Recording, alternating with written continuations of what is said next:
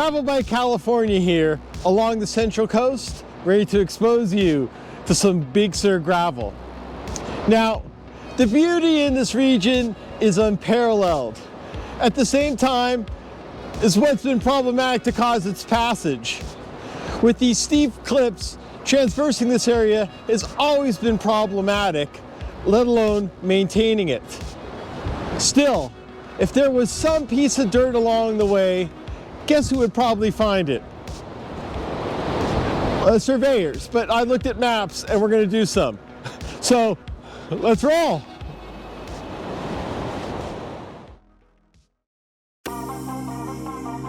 The beauty of the Central Coast has always been an allure, caused by the contrasts along this jagged shoreline with surprising pockets of pasture space, as well as an amazing depth of blue. But there's a complexity of maintaining such a roadway on this landscape, as Big Sur is familiar with its remoteness, with WB Post and Charles Bixby building improved access for what we call the Old Coast Road in 1886, but even with enhancements over time, didn't connect south from Big Sur until this modern highway was completed in 1937, now connecting all the way through San Simeon. At under 20 miles, this is one of the shortest gravel guides I've done, but among the greatest experiences I've had on a bike. We started off at Andrew Molina State Park on the southern end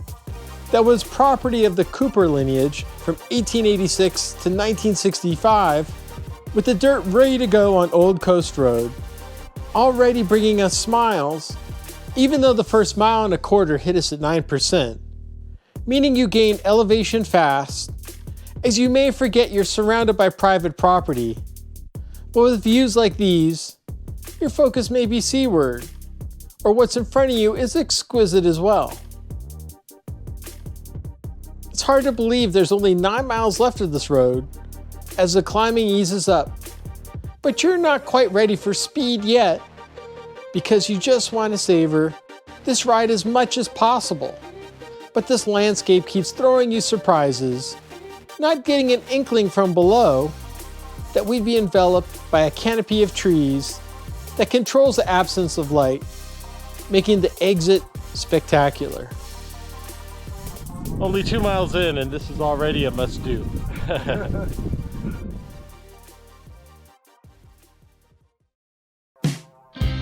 With a wee notch of a dip, you get a bit of a prelude before the short effort of climbing lets you look deeper into the Santa Lucia Mountains. But it's hard to believe this descent gives back all the elevation you've just gained, as you're mainly aware of the visuals that are in Eiffel, as well as the different habitats along the way.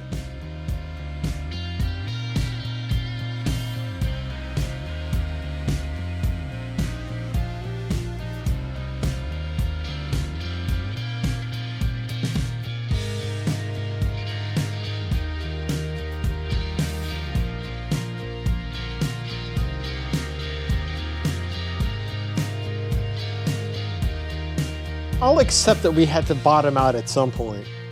as we came across the Little Sur River, where you get a quick breather, making our way over both forks, where you're soon rudely introduced to this bucket full of steepness as you're climbing for almost 2 miles at over 11%. The surface has a graininess of Mars, and these switchbacks are real. But as strenuous as this road may be, it's hard to imagine handling stagecoaches on such a grade, rolling in either direction, but maybe they were in it for the views too. It's funny, we're getting a little different conditions on winds, coldness, but I think you're gonna put up with this. Glass half full, this ascent extends your time on the coast road, as climbing 1,000 feet in the span sounds simpler on paper, but it's remarkable how weather patterns can change in the span. Noticeable even as you inch your way up, as this ride is truly a slice of heaven, especially when you reach the peak. I'm familiar with the principles of gravity, but it's hard to fathom we were now headed for our lowest point on the coast road, mostly because the first descent was prodigious enough and we were glad to see others along the way, as local Dylan had the pleasure of riding from Monterey to Big Sur and back, and I'm sure these 3 miles of downhill will be a highlight, not just for him, but anyone having this opportunity.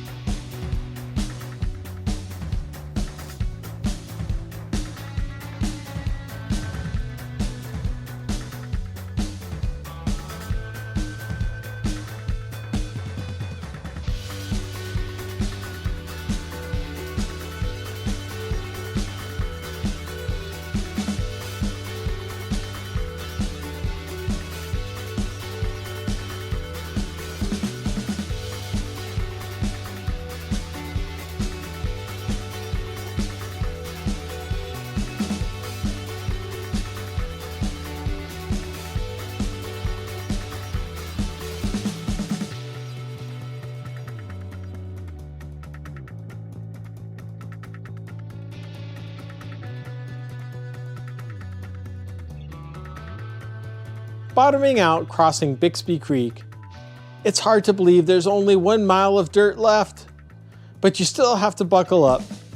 as the first half is of this 12% variety,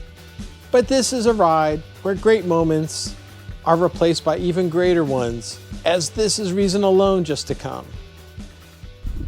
Even though Google Maps has no street view from here, I did scout this out, and I was hoping for that view.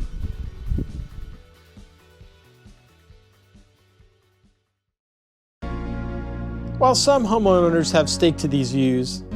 you whiz down like you're ready to open Christmas presents, as you're drawn to get off the bike again, to marvel more at the Bixby Bridge, as part of California's first scenic highway, which needs no explanation, as this football field length span was the toughest to construct of 29 bridges built, but the bonus of crossing it on a bike brings the opportunity to take advantage of this overhang, giving you a moment to pause from this unique perspective, to look down if you may, but an experience you won't forget, as the smiles will last a lifetime. It's all pavement from here as we headed south on Highway 1, but even with this 1 mile climb, it feels relatively effortless because we got the tailwind, where you have a sensation of riding without friction, unconsciously rising up above this contentious shore that looks more imposing from its edge, as there's many ways to enjoy this highway, and of course in the downward direction. But as expected on Highway 1, there was repair work to contend with. But Caltrans went the extra quarter mile to provide a protected lane, as we felt the wind flip briefly heading west as the historic Point Sur and Lighthouse emerged, which, if we had timed it better, is available for a 3-hour tour. But it was back to the highway for us, probably riding in a straight line for the first time today, meaning the miles just melted away, with the ocean breeze fraying off the sweat, and like that, we returned to Molina State Park, where we opted to explore more dirt, leading us to the Cooper Cabin, named after the man who came to California in 1823 and constructed this building in 1861 as Big Sur's oldest surviving structure, moving past to stretch out our adventure on the Headlands Trail that didn't yield results, so we returned back along the Big Sur River, which was a pedestrian ending compared to what we experienced. So it doesn't matter how out of the way this is definitely a ride you have to do. You won't remember the wind or the distance, it's just the experience. It just has so much packed in such a short amount of space, and then just to be paid off with the Bixby Bridge and Highway 1. This is why we ride. Anyways, if you want to learn more about all of our routes, go ahead to the subscribe button, or help us bring more by either supporting us on Patreon or going to our shop, so we can bring you more from the State of Dirt.